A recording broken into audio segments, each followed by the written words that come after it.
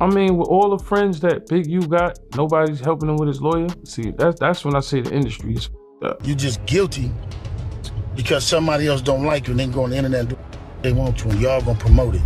When Nipsey Hussle was killed in 2019, the whole culture felt it. LA stopped, hip-hop stopped. Even the streets paused to process what had just happened. But while everybody else was speaking on it, mourning him or pointing fingers, one voice stayed unusually quiet. BigU, aka Eugene Henley. And that silence? It spoke louder than anything he could have said. For those who don't know, BigU wasn't just another OG. He was one of the most powerful figures tied to the Rollin' 60s Crips. A man who moved between the block and the boardroom. He was the guy who helped bring Nipsey out of Crenshaw and into the music industry. Back in 2009, he even put Nip on his first 10-year deal. But their relationship was complicated. Rumors say there were clashes. Sometimes business, sometimes personal, sometimes even physical. At one point, they went their separate ways. But later, before Nipsey's victory lap era, they reconciled. BigU was back around, even joining him on tour. So when Nip got killed, people expected BigU to be front and center, demanding justice. Instead, he disappeared into silence. From jail, BigU explained why. He said speaking back then would have only made things worse. In his words, "You just guilty because somebody else don't like you." He knew that no matter what he said, people were already judging. His silence, he claimed, was about survival. But to the outside world, especially in the internet era where silence equals suspicion, it looked like he was hiding something. Conspiracies started flying. Was BigU tied to Nip's death? Did he benefit from the fallout? Why would someone so close to Nip choose not to say a word? Social media fueled the fire. Old videos of BigU surfaced. People dissected his past interviews. And critics pointed to his influence in LA street politics. Even industry figures like Wack 100 distanced themselves. Adidas reportedly pulled out of a $3 million deal BigU had lined up. Support in the community, which he once dominated, started cooling. The silence, which he thought was protecting him, was destroying his reputation. But BigU's story didn't end there.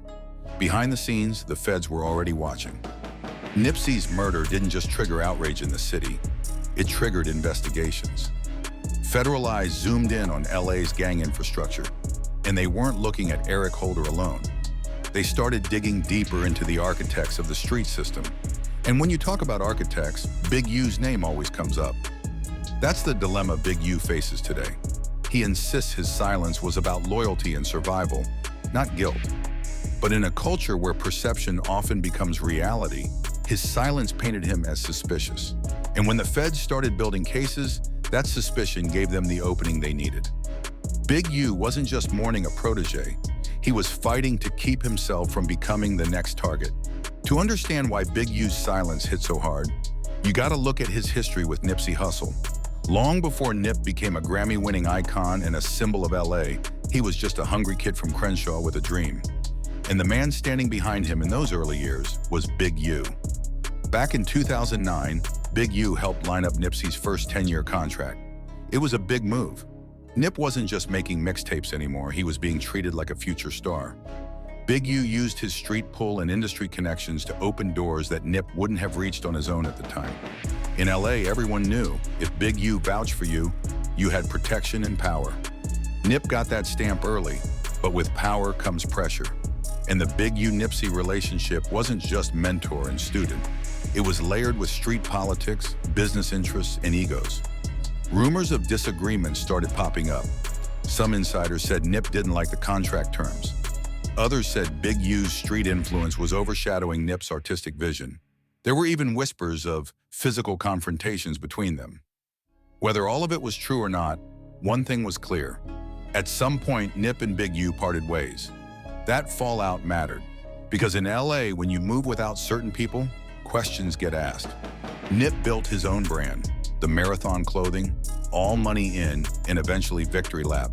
He proved he could do it without leaning fully on BigU. But even with the distance, the ties never fully broke.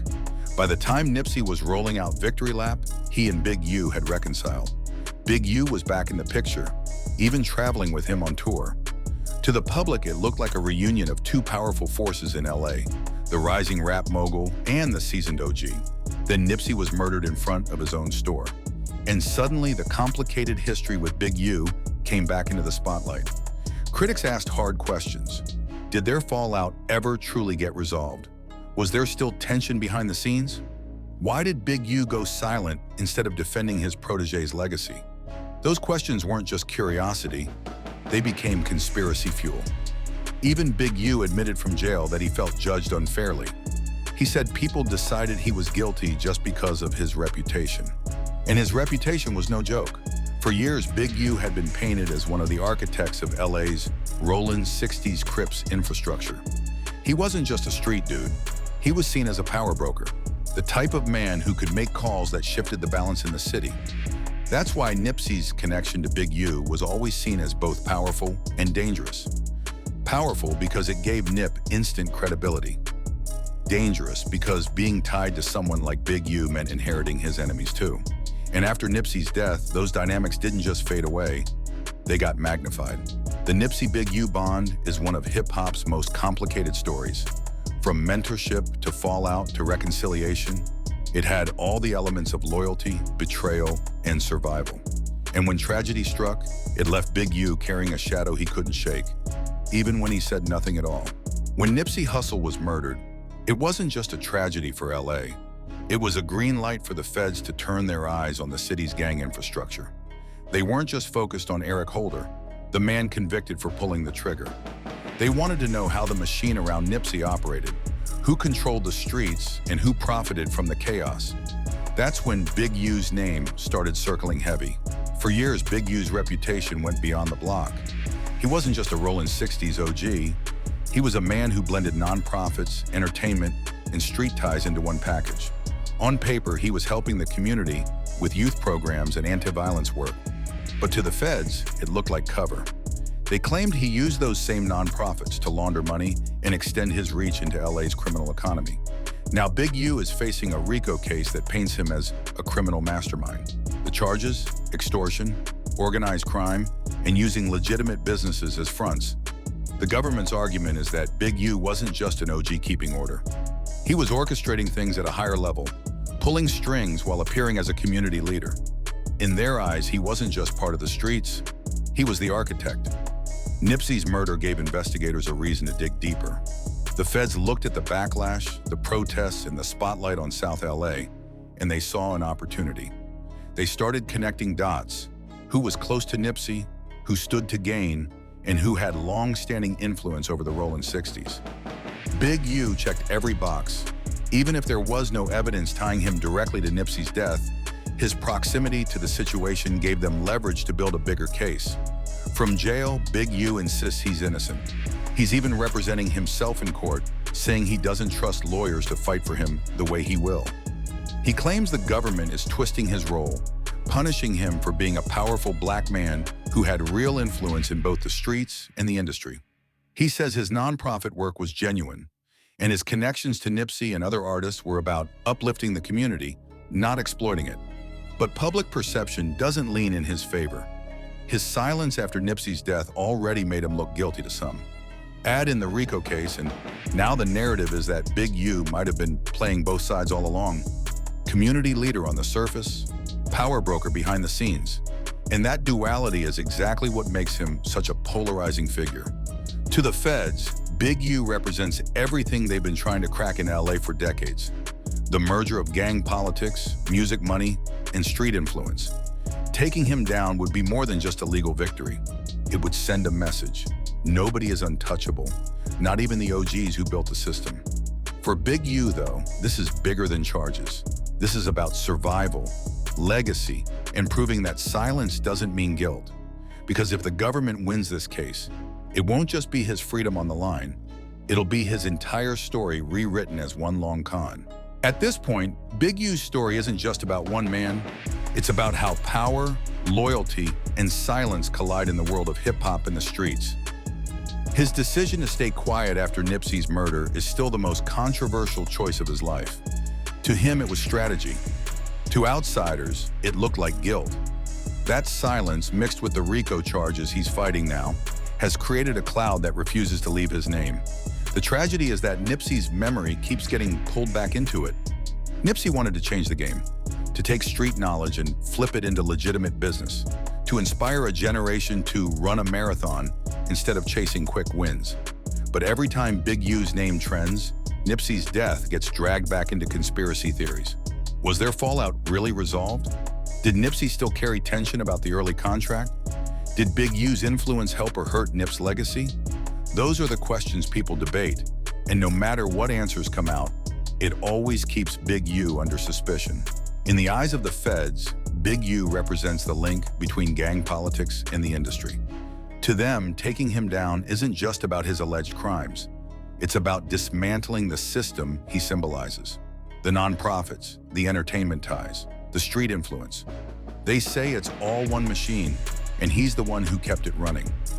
If they succeed in court, Big U won't just lose his freedom. His entire career as a mentor, activist, and power broker will be rewritten as a cover for organized crime.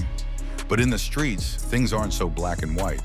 Some people still defend Big U, saying he really did protect Nip, open doors for him, and stand as a father figure in LA when few others could. Others say he was controlling, that Nipsey only became who he was once he broke free. That's why his legacy feels so complicated. He's seen as both a mentor and a menace, both a protector and a suspect. What's clear is that silence shaped his fate. By refusing to speak out after Nipsey's murder, Big U gave space for everyone else to write the narrative. Social media judged him guilty, critics distanced themselves, and corporations like Adidas cut ties. Instead of controlling his story, he became a target. And when the feds moved in, they already had a public that believed the worst. Now Big U is standing alone, representing himself, fighting for his freedom and his legacy. Whether he wins or loses, the shadow of Nipsey Hussle will always hang over his name. Because to the culture, their bond defined both of them. One as the martyr who dreamed bigger than the streets, the other as the OG whose silence left too many questions unanswered. At the end of the day, this isn't just about Big U or Nipsey. It's about the way the streets, the industry, and the system collide, and how even the most powerful figures can't escape the weight of perception. Big U wanted silence to protect himself. Instead, it became the loudest thing attached to his name.